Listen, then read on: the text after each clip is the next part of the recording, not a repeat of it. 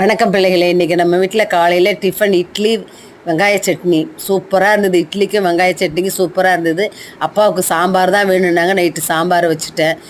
Market போயிட்டு மீன் வாங்கிட்டு வந்தோம்.